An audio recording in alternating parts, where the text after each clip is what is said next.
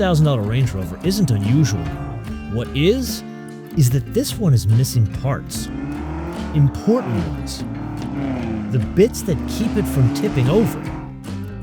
So in the name of all that is good and holy, why would they do this?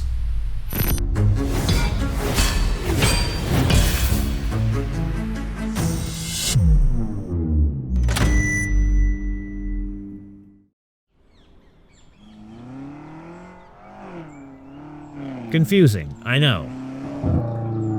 So first, a demonstration. We are going to start out in the most full-fat mode, and we must switch the dynamic stability control to a lower setting so it's less intrusive. I will explain why later. Now it says drive with caution. With that.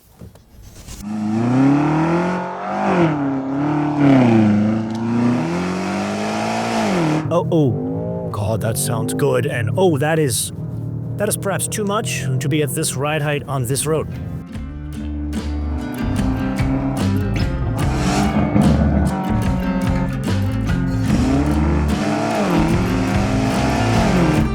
Now, the bad news. Let's go down to just dynamic, okay? I'm gonna keep the stability control system on. I'm gonna drive just as aggressive and watch what happens. I'm gonna go around this turn here, and oh, that was not me hitting the brakes. That's the lack of anti-roll bars, active roll stabilization.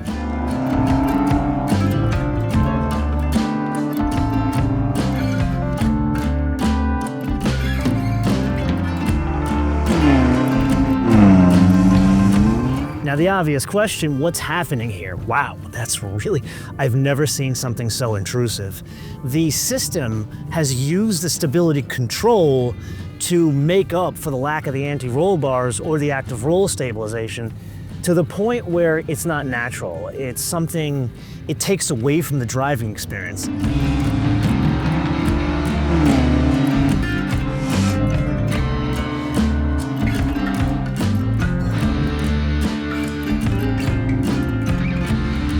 Then we get into the real star, the magic trick of this vehicle, and that is literally the Colin Chapman add lightness, meaning take pieces out and you take just enough to the point where it won't collapse in on itself, which brings us to a question. Why would you try to take weight out of the vehicle that is the better part of 6,000 pounds?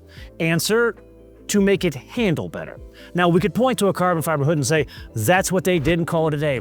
This really, it's quite a thing. This is just hydraulics. They call it a 6D system. They're all interconnected. There's two ECUs that control it. And the whole idea is to keep the vehicle on like this. So it controls 6 different planes of motion. And it does it through the hydraulic suspension.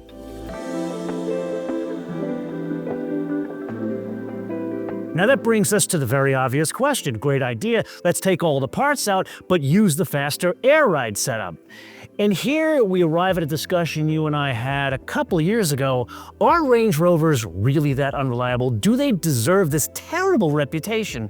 Short answer, no, and here's why. They've gotten more reliable over the years, but simultaneously, Mercedes, BMW, Porsche, and 911s have gotten less reliable, so they all kind of meet in the middle. But the real problem is the air ride. Like, if you have a problem with air ride, especially past the warranty, you're talking $4 or $5 grand a corner.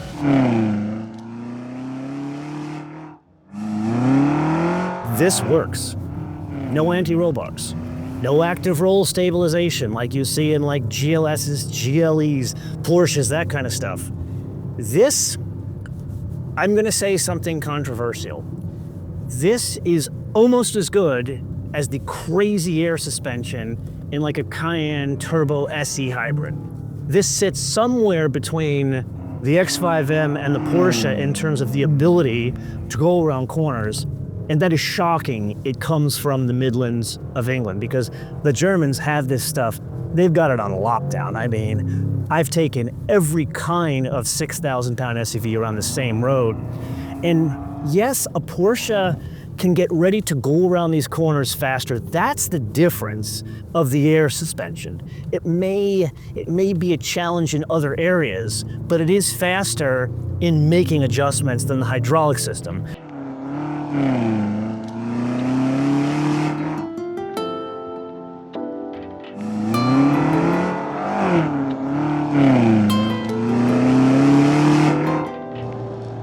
So if you were to look at a box standard Range Rover Sport, it's $83,700. How much is all of this bleeding edge technology that sits underneath the vehicle? 100 grand. Yes, $180,700 base price. Now, while you pick yourself up off the floor, the obvious question, well, a BMW X5 ain't that much money. No, it's not. It's like 130 grand. A Porsche Cayenne ain't that much money. No, it's not. It's $161,000 for a turbo. Then we get into some options. These, they don't quite nickel and dime you like the Porsche. It's more like BMW can go through and pick some unique options. In this case, $2,000 for the Sunset Orange on this, the Edition 2. Then you need those carbon fiber wheels, right? You want to save the 76 kilograms, right?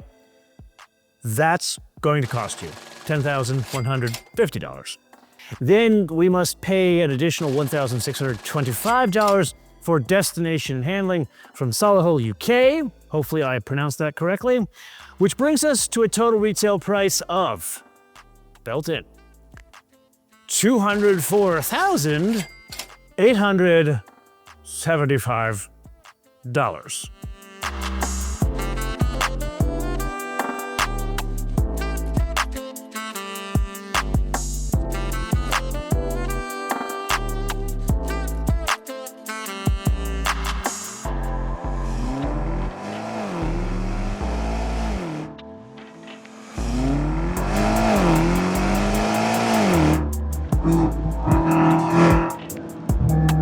Then there is a special seat in this car.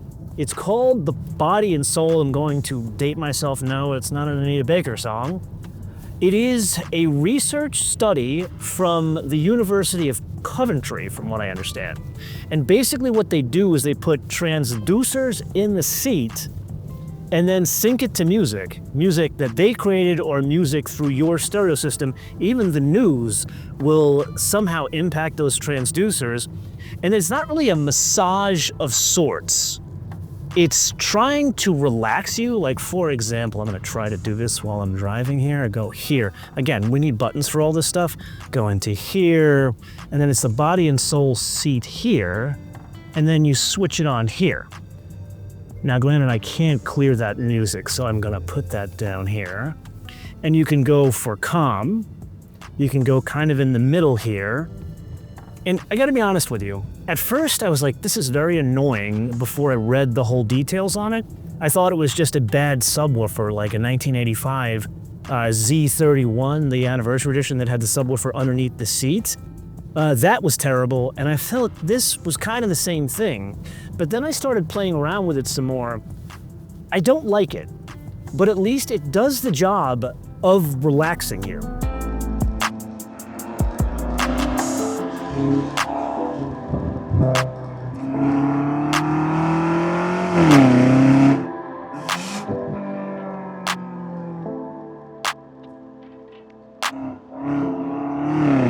They call this the Edition 2, which made me think about one of the other weak points of Range Rovers, resale value.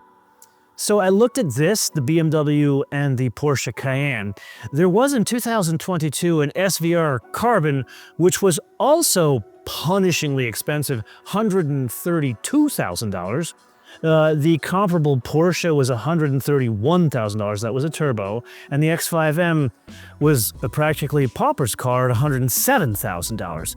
But what was the resale of those vehicles? So the Porsche, that one was 55% return on your money. The BMW, 57% return on your money. This one, the SVR Carbon, 51% return on your money.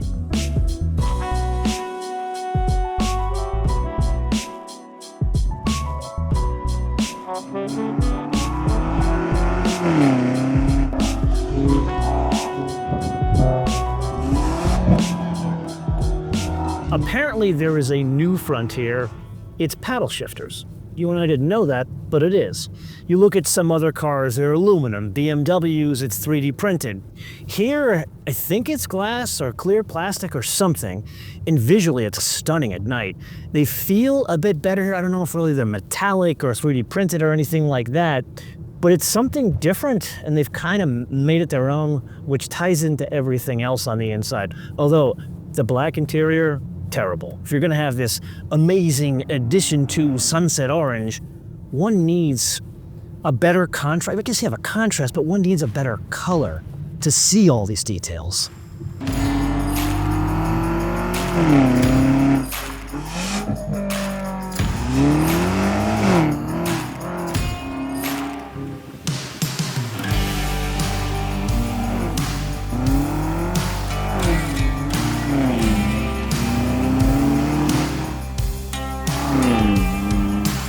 I think they need to pay off this investment, and this is coming from someone who is in the tech world. This technology needs to cascade down to poor people like me. This could lower warranty claims, make for a better ride quality, and make, frankly, for a better car around town, because if you and I are honest with each other, that's what people do with these things, even at $204,875. But I am just one man. This is the point of the episode. I turn around to you guys to opine in the comments below or via our social media, MotoManTV on Word, MotoManTV on Word, Facebook, Twitter, and Instagram. Now, being you and I had the good fortune of sampling something from Carbon Fiber Revolution, I'm going to do a shameless plug here. We had one of their board members, you may know him as Bob Lutz, on our podcast. Maybe you don't know this, but we have a podcast. It's a long-form interview show. We speak to the key people shaping the car world.